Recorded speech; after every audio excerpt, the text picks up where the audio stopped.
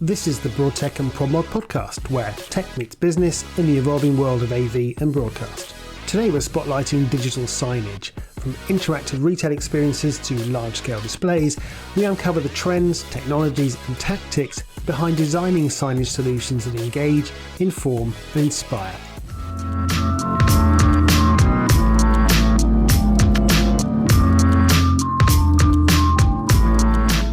I want to bring the conversation around digital signage because there's usually three choices there: Windows, Linux, or Android.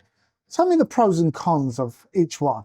I think that the most popular is Android, and the main thing why it is popular and its advantage, there are a lot of applications based on the Android, so you can reuse it on different kind of platforms.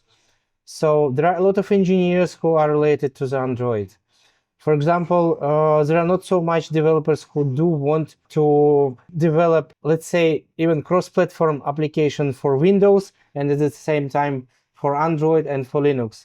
Android, it seems to me that more supportable and easy to migrate from one operational system to another. Google and chip vendors provides the security patches for the Android operational system. Yeah, the Windows and Linux, they also provide it as well, and it is also can be done. The migration also can be done, but Windows platform, they are very specifically related, or let's say they have more huge dependencies with the hardware platform. So it doesn't mean that you are not able to migrate. It is possible, but in Android case, it would be much easier to do so. For Linux, yeah, you can do everything stable and reliable on Linux. You can also apply patches on Linux, but from the software point of view, you would need to develop approximately from scratch each application which is used for conferencing, for educational, and for advertising panels, and so on and so forth. So for Android, it's more or less easy. It has browser inside. It is comfortable to work with it from the engineering point of view. So that's in general pros and cons for the provided operational systems. Are most of your customers Android and Linux based? Yeah, and most of the chip vendors support Android. A year ago, we had a discussion with different chip vendors, and what we've got for them, that some chip vendors provide Linux SDK for just few SoC, for another one by specific request. Another major chip vendor, they highlighted that their plans are to cover all the chips with Android, and the legacy stuff, which would be about 20 or 25%, would be related to Linux. So Android is more popular even among the chip vendors.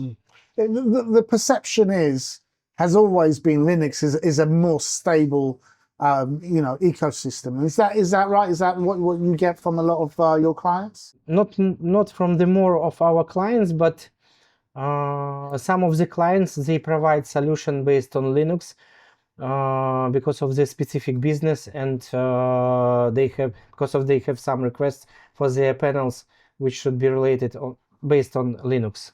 Like, if we're comparing in terms of both Linux and Android, I mean, what I get the impression of with Android is that they're constantly evolving and updating. But that can also be a problem, because if you've got so many products in the field, you need that constant updates as well.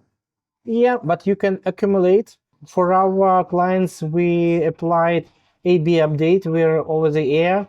So, and it's not a big problem to update the device. So it can be updated smoothly without any interruption, with all system check-ins. So, and when it restarts, it will update easily and very quick. So it's not a problem to update the device. So even for some specific needs, the updates could be also provided on the flash disk, because it is easier just to put and install everything, applications and the system and everything. And one other question I had is, how can you the help from Promwad help to extend the life cycle of some of these products that have been in the field for a long time through some of the services that you might be able to provide to freshen up a firmware? So basically, when there is a fleet of the devices in the field, it could be very expensive to update that into new hardware, new platform, new devices, because sometimes there are like tens of thousands of the devices, and even like if the device costs like $20, that will be a fortune, right, to update everything. So basically, you have to update and update the software, the firmware, especially if the devices are based on Android, because basically they release the security patches. Sometimes you need to tweak your device to install those patches. So you can come to us and our Android guys, they will help you to update the firmware, implement the security patches, and make the device up to date with the up-to-date Android. So guys, thank you so much for joining me over this series. It's been a pleasure seeing you and meeting you for the first time, although we've been working together for some time, but it's the first time actually working together in kind of reality. So now let's make sure we're not digital pixels. And, well, good luck to you, and I'll hope to see you soon. Yeah, thank you. Thank See you. you. Thanks. Cheers.